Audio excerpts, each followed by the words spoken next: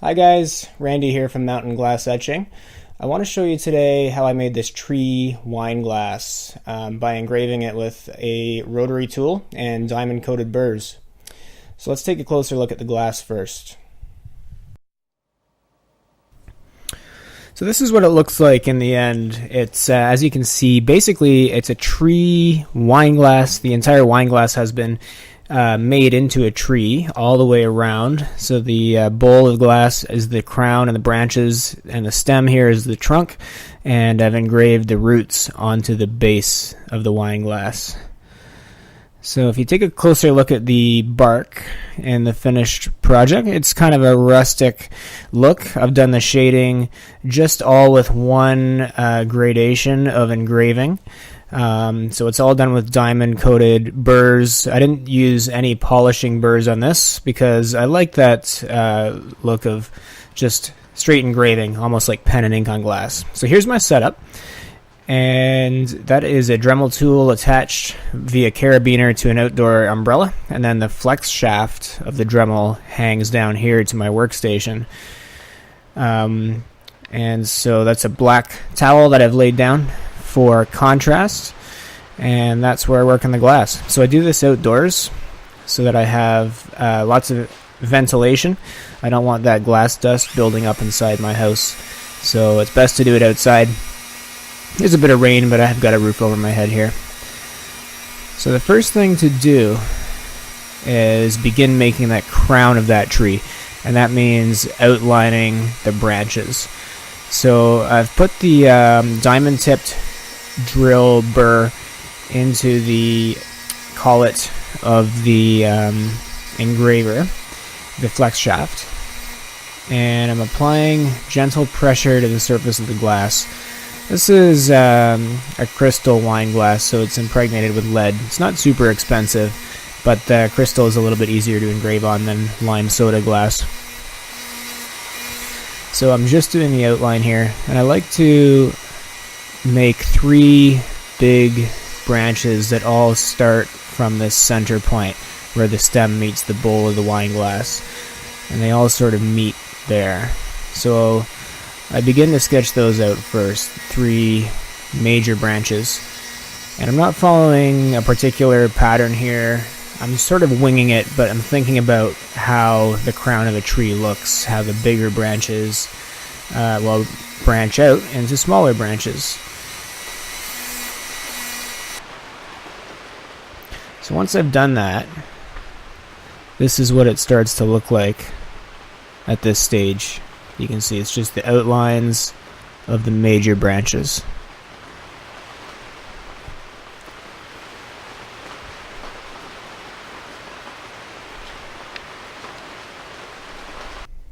So with that done, the next step will be to shade them in.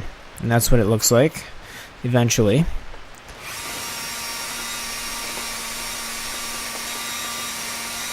So at this point I've already done some of them. You'll see where I pick up on the ones that are just an outline right there.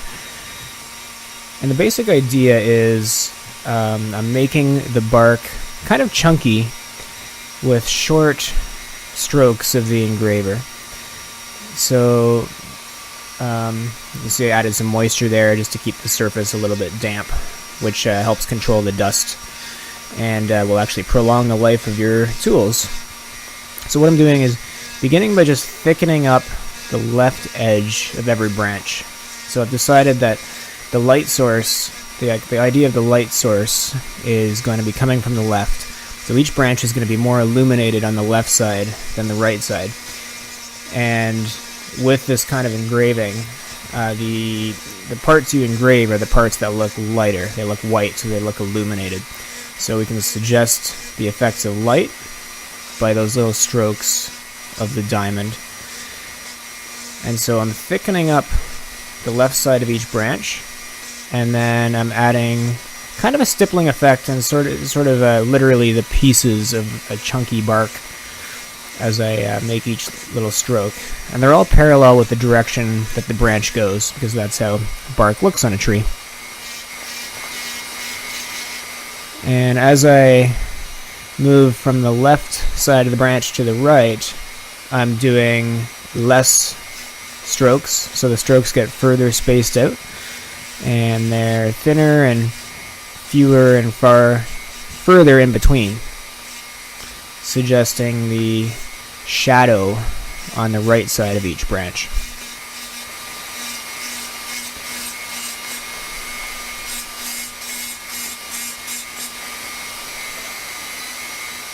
So as I go, I'll keep periodically adding some water to that. Makes it a little bit harder to see what you're engraving, but it will control the dust, and it makes for a smoother engrave overall.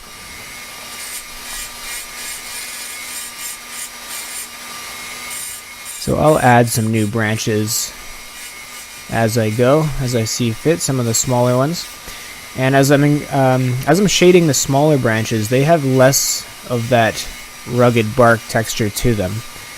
I'll just sort of thicken up the line on the left side of each of those smaller branches, and then I might add a few flecks as well, just to show that it still does have that rough surface. But they're thinner, so they don't need as much work as the big thick branches.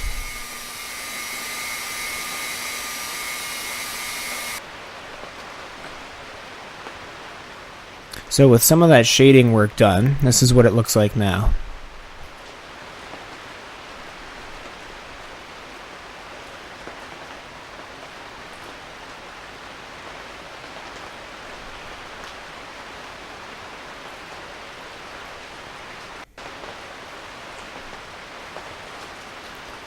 So I'm going to move on to doing the roots on the base of the glass. So it's the same idea. I'm just doing the outlines first, and where I did 3 big branches up top, I like to do 4 major roots at the bottom, and each one branches out, as you can see here. So it branches out a little bit. They swerve and snake left and right a little bit.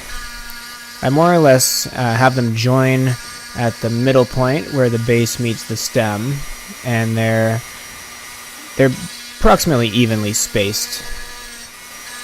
So all the way around, making a sort of plus sign, but then they start to squiggle and turn as you move away from that stem. So here, beginning to draw some of the shading for the base where the roots meet the trunk.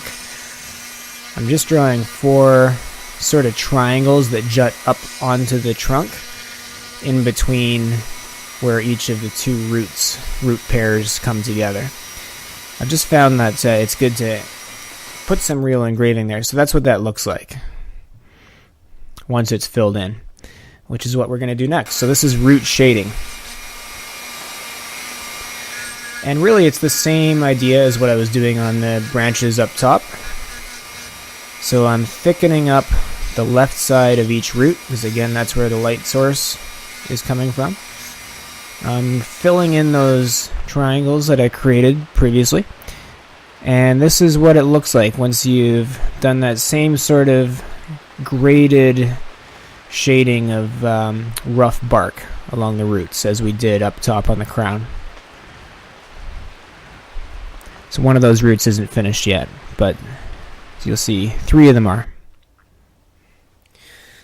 So the last thing is to do the details of the trunk. So I want the stem of that wine glass to really look like the trunk of the tree, and it doesn't require as much texture as the branches. I just sort of add a few pieces of character to that trunk to hint that it is a trunk. So things like knolls, like holes in the trunk, maybe where a branch used to be, where it fell off, or little notches, spots where a bird could be nesting, that sort of thing.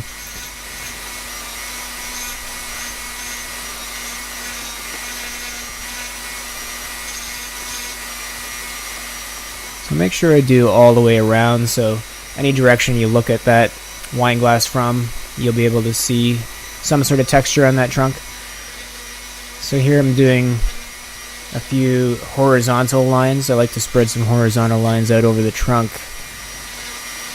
Certain types of trees like birch or alder tend to have these horizontal scars, some markings, little pieces of character. And then I'll do a few vertical lines as well.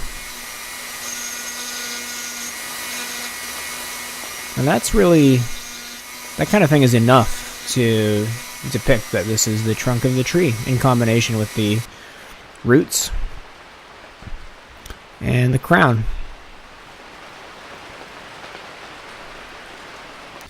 So again, that's what it looks like in its finished product. If you'd like to see some more examples of some of these tree wine glasses I made, you can check me out at the link below on my website. And I hope you have fun engraving. Thanks for watching.